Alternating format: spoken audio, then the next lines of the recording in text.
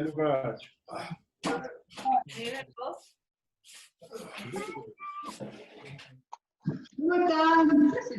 Hola Lucas, feliz día. Gracias. Gracias, feliz día para Martín. Hola. Hola, Emita. Feliz día, Ramón. Feliz día, Ale. Lucas, feliz día, Lucas. Quietito.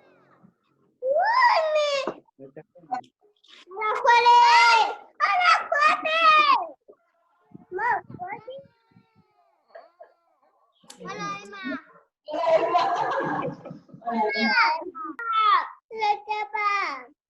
Chapa. Hola. Hola, Chapa. Hola, Chapa.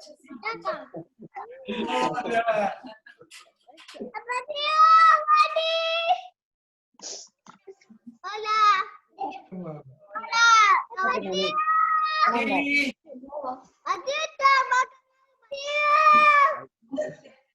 ¿Estás solo en el agua? Ricardo. ¿Dónde está tu Quedaron mamá? con ganas de hacer a las 5 de la tarde y no hablaron los chicos. Feliz día, Ricardo. Coordina, Lucas. ¡Feliz cumple! Hola. ¿A mí también? Lucas Bresca, feliz cumpleaños. ¡Feliz cumple! Gracias. Feliz día a todos los papás. Feliz cumpleaños. Gracias.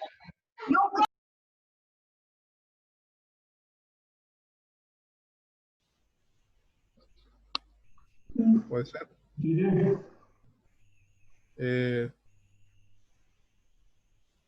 Justamente vengo de una reunión de Palomar y me pidieron que dé unas palabras sobre el Día del Padre. Quería decir algo similar,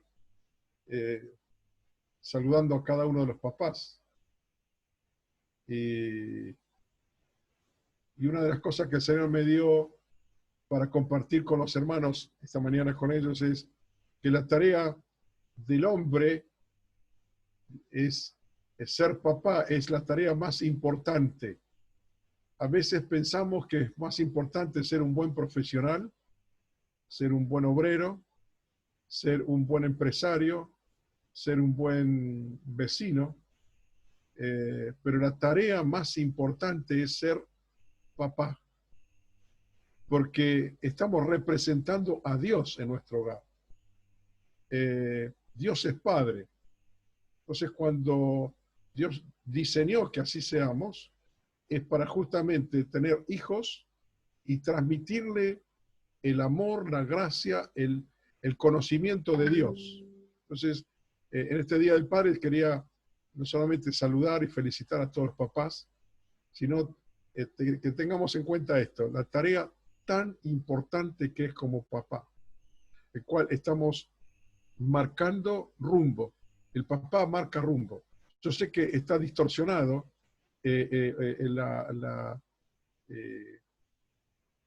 la función o la visión de lo que es ser padre. Hoy en el mundo está totalmente distorsionado, a tal punto que siempre me acuerdo del dicho ese, padres hay muchos, madre una sola, madre hay muchos, así como de nada. Está distorsionado completamente. Pero justamente tenemos que conocer a Dios. ¿Y cómo conocemos a Dios? Con la palabra, con la oración, con el ayuno, la comunión. Entonces allí conocemos verdaderamente a Dios y ahí nos damos cuenta la importancia de que es del varón ser papá, porque tiene que transmitir todo lo que es de Dios. Así que quería compartirle esto y las esposas tengan en cuenta a los papás, a los esposos, la tarea tan importante que es ser papá. Por eso dice que las esposas estén sujetas a los esposos, porque tiene que ser ayuda idónea. ¿Para qué? Para cumplir este propósito, para que esto se transmita. El papá tiene la responsabilidad de transmitir el carácter de Dios, el carácter de Cristo a los hijos, para que los hijos de los hijos y los hijos de los hijos, y así se transmita generación en generación. Así que en este Día del Padre quería justamente decir esto, felicitar a los papás, saludarlos y que sepamos esto, el valor importante que es ser papá. Dios lo diseñó así. Y cuando no hacemos esto, estamos desechando lo que Dios nos dio. Eso quería compartir.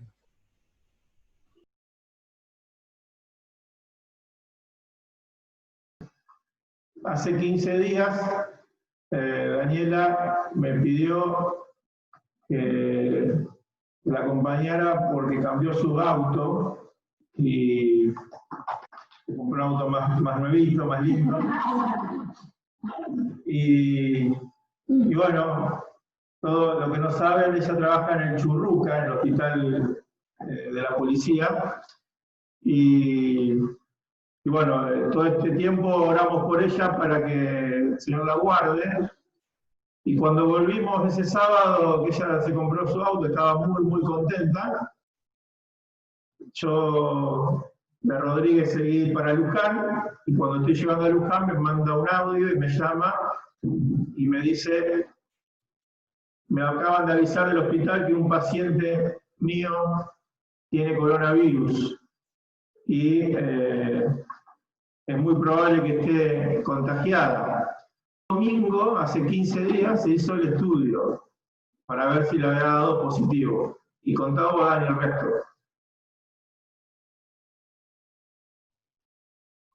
¿Ahí me escuchan? Sí. Bueno, sí, me habían llamado una negligencia del hospital, podemos decir, y hubo un contagio masivo, porque fue así, tanta cantidad que cerraron el hospital.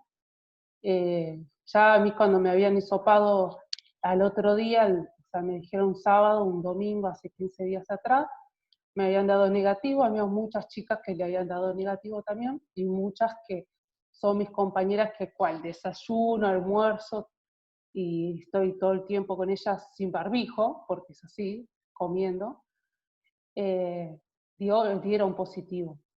Así que ya los de infectología ya me dijeron que yo estaba contagiada, aunque mi hisopado me dio negativo.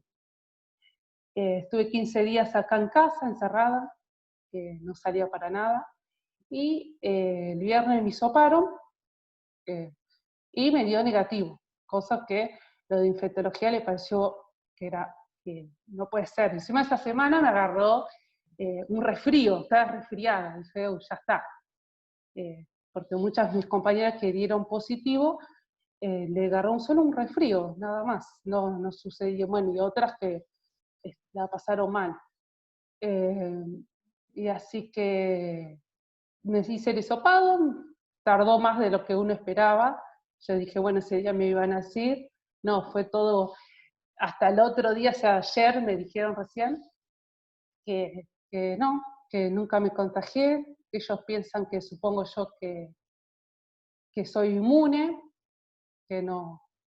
Yo estuve en contacto con el paciente sin el equipo, porque era un servicio libre de COVID, así que no nos dan el equipo y no nos dejan usar el equipo.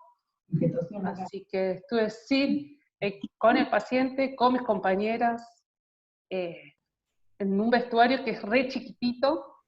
De los hospitales, los vestuarios son re chiquititos, así que estaba encima de ellas prácticamente. El paciente que era muy dependiente, así que ese paciente contagió a todos, como 100 personas, del personal nada más, y sin contar todos sus compañeros que contagió todo un piso de 60 personas más o menos, de pacientes. Te tosió a vos también, ¿no? Me había tosido también en la cara, porque es un paciente que vino por un ACV y una infección urinaria. Y bueno, y yo como hay 5 chicas más que tampoco se contagiaron, somos 6 en total de todo el piso que no se contagió, y un solo paciente que no se contagió. Después los otros 15 más el otro piso como 30, bueno, todos se contagiaron menos un paciente y nosotras 6, así que nada, yo la verdad pensé que estaba contagiada, porque encima me agarró un resfrío esa semana, así que Dije, bueno, ya me contagié, ya está, ya tengo anticuerpos. Dije, Las oraciones que estamos haciendo toda la semana y todos los días, de que el Señor cubra a aquellos que están trabajando y que están en contacto con la gente. Y bueno, y Dani, de todos los que salen a trabajar, Dani es la más expuesta porque ella trabaja en un hospital. Y el Señor la protegió, tuvo una protección divina. Sí. Cuando volvimos nos dijo ese día, este paciente cuando entró me tosió en la cara. Y Dani dijo, yo me enojé. Imagínense el enojo de Dani. Fue un enojo con amor, no fue un enojo de enojada. Pero le tosió en la cara y ella medio que reaccionó y le dijo, usted es inconsciente, ¿cómo va a toser en la cara? Yo le decía a Dani al principio, y lo charlábamos, yo le decía que yo tenía fe de que el Señor iba a hacer el milagro, porque si uno se pone a pensar en la situación, como dice Dani, ella pensaba que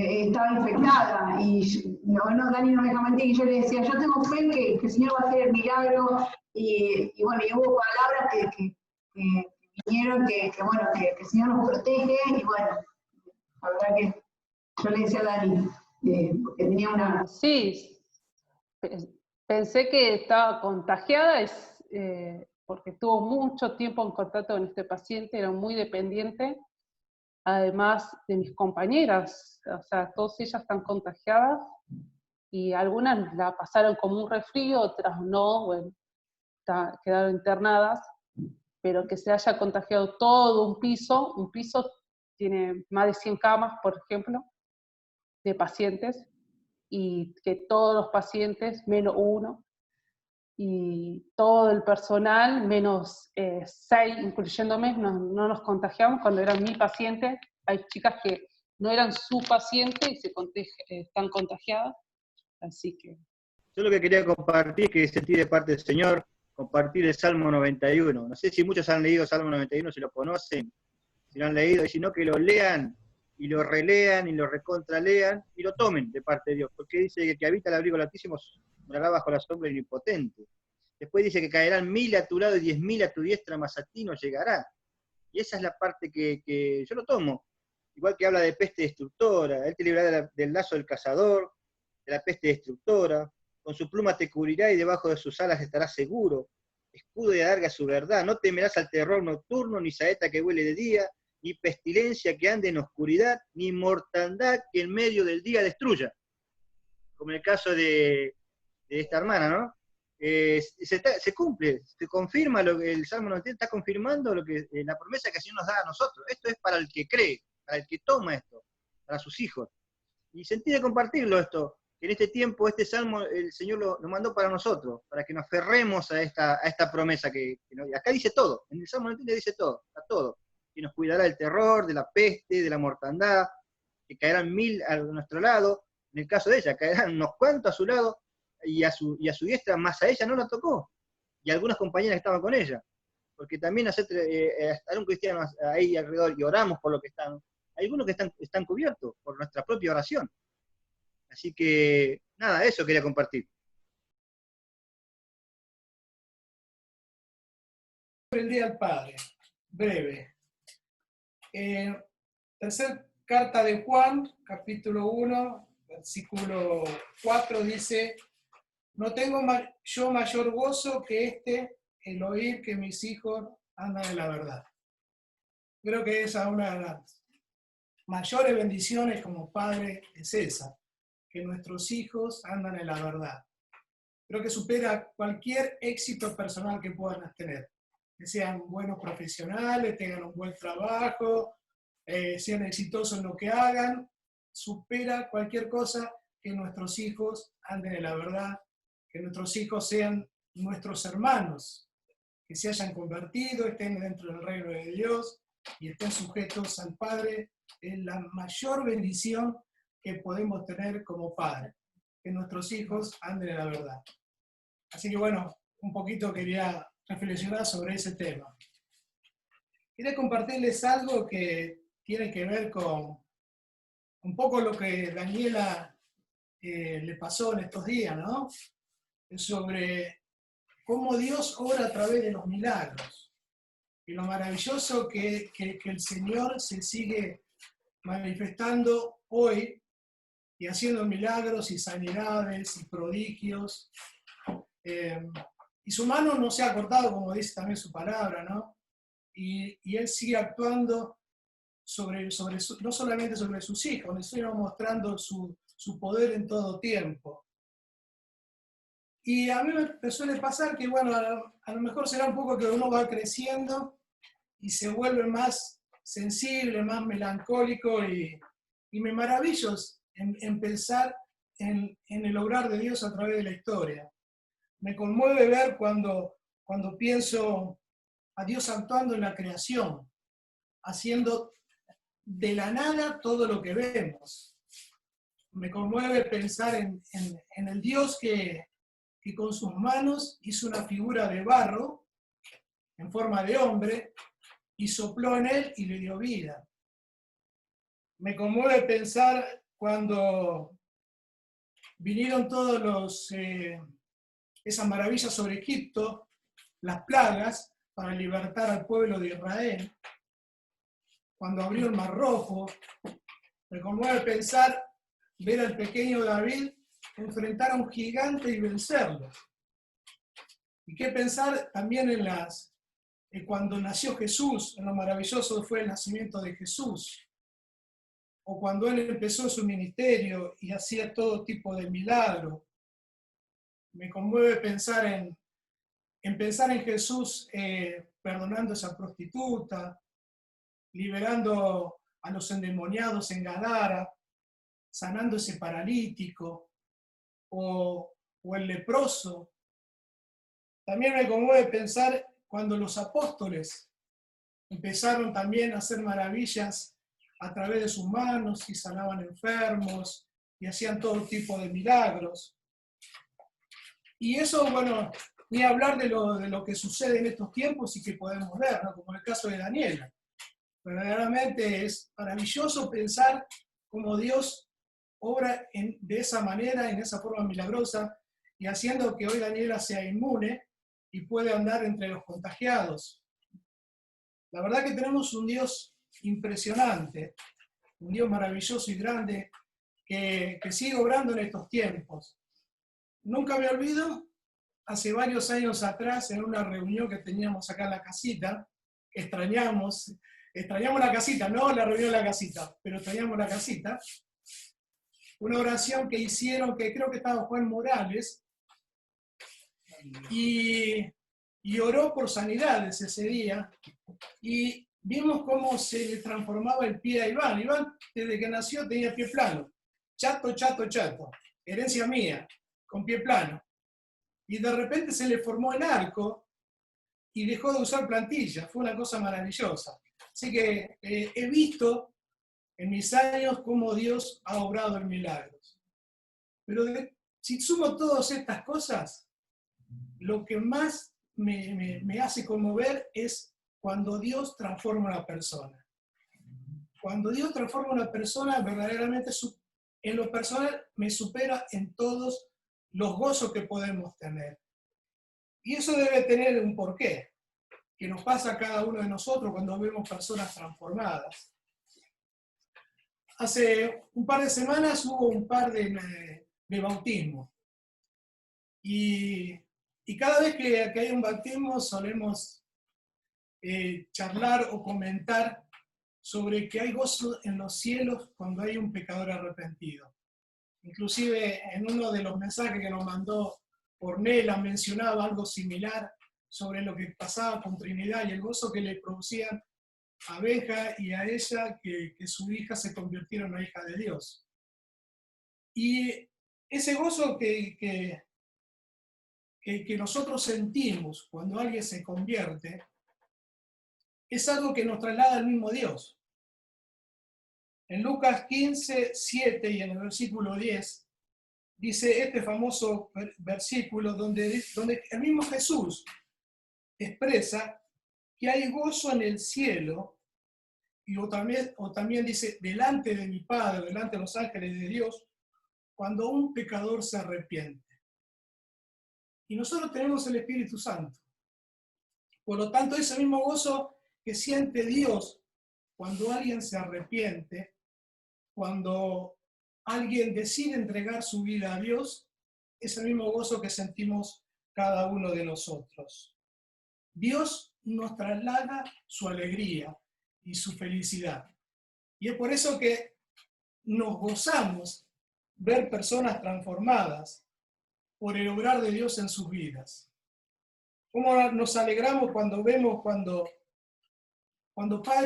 los padres se convierten y se convierten en padres que se aman, esposo que ama a su esposa, esposa que ama a su esposo, personas transformadas y cómo se convierten en padres que aman a sus hijos, hijos que se convierten en obedientes a sus padres, respetuosos, cómo nos convertimos en buenos trabajadores, trabajadores ejemplares, obedientes a nuestros amos, cómo Dios nos transforma y nos convertimos en buenos vecinos, respetuosos a las leyes, serviciales, con deseos en involucrarnos constantemente en obras de misericordia, cómo Dios obra en el hombre transformándolo de tal manera que pide perdón cuando se equivoca, que es capaz de perdonar.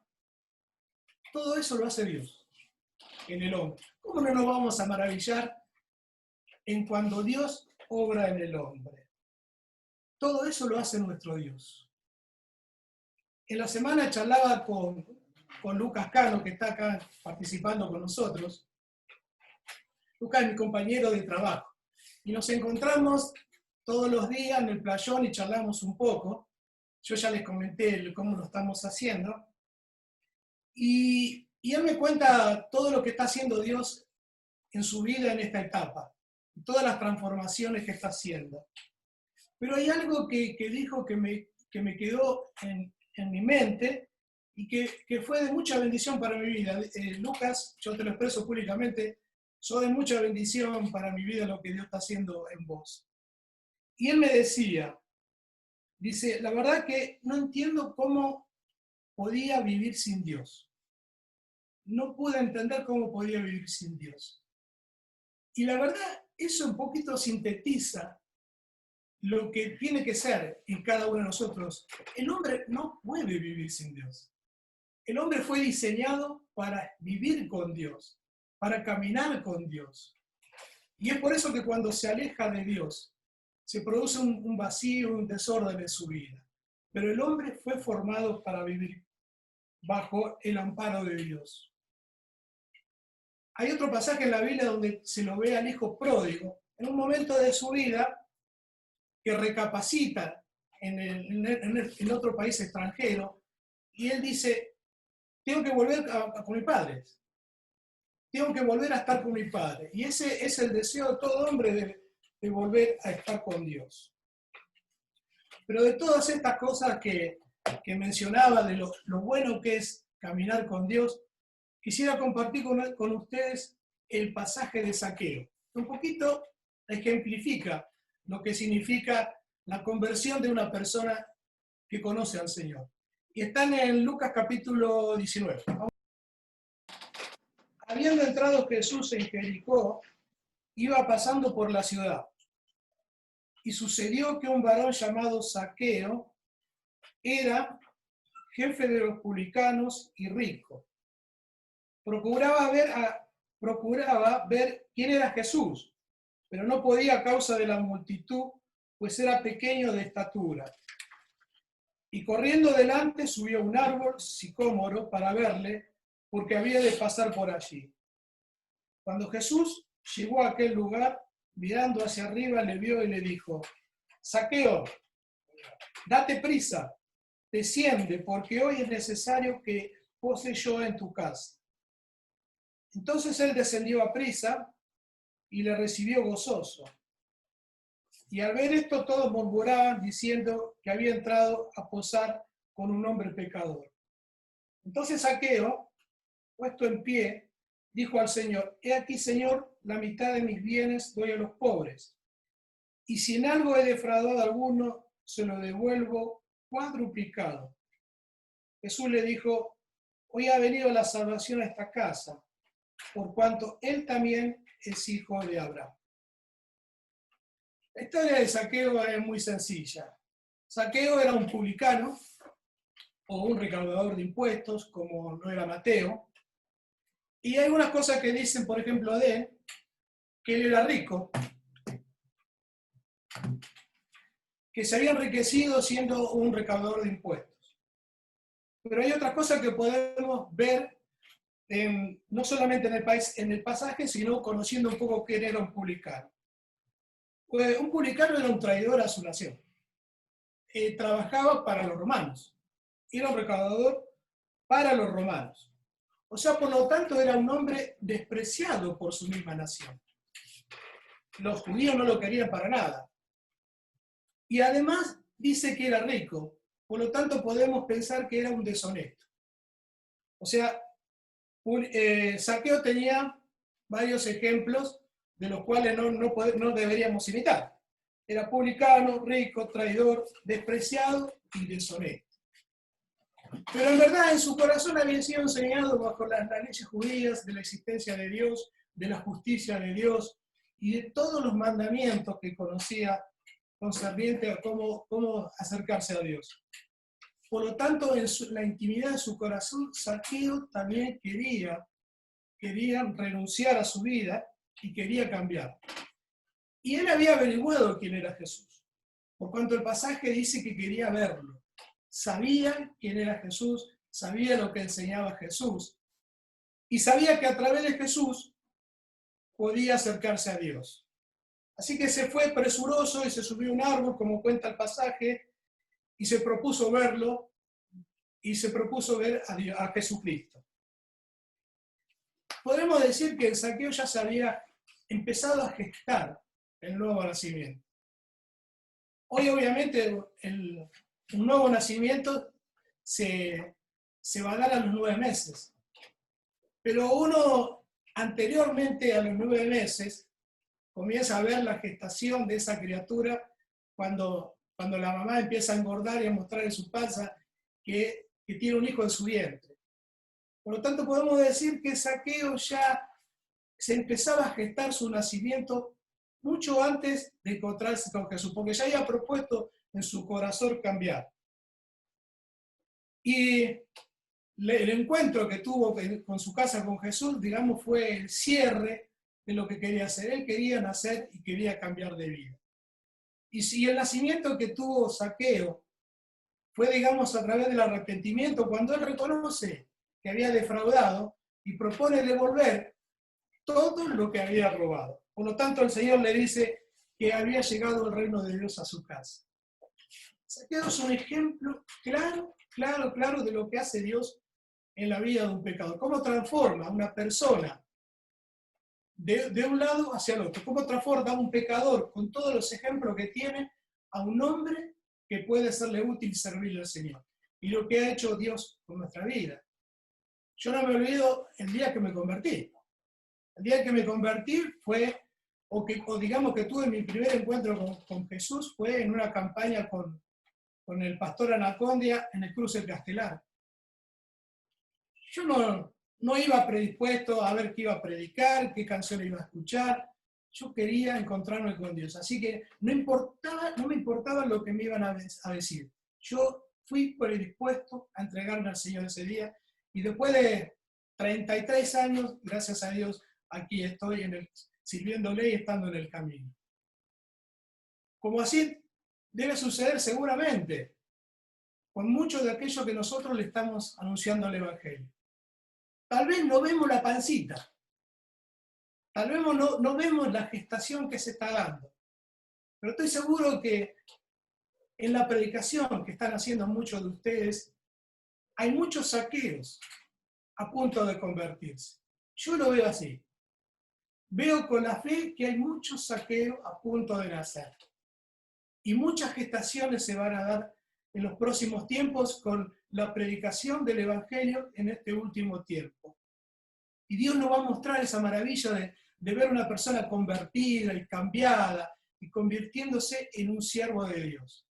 Dios nos va a dar esa posibilidad. Tengan fe, hermanos, de que todo lo que están anunciando el Evangelio, a través de todas las maneras que lo están haciendo, a través de las redes, a través del celular, el WhatsApp, el Zoom, con visita o sin visita, Dios está gestando un montón de saqueo en las personas que ustedes le están hablando del Señor. Así que yo quiero alentarles en ese sentido, ¿no?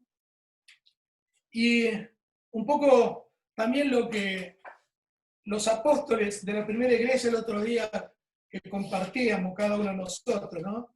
Ellos decían, no hay otro nombre bajo el cielo dado a los hombres en que podamos ser salvos. Que esa palabra siga estando en nosotros cada día. No hay otro nombre bajo el cielo dado a los hombres en que podamos ser salvos. Cuando íbamos con los hermanos libres, Betty y Francisco van a sonreír, cantábamos un corito que a lo mejor lo conocen algunos de ustedes, ¿no? Dice, solamente en Cristo, solamente en Él, la salvación se encuentra en Él. No hay otro nombre dado a los hombres, solamente en Cristo, solamente en Él. Gracias, hermano. Bendiciones para cada uno.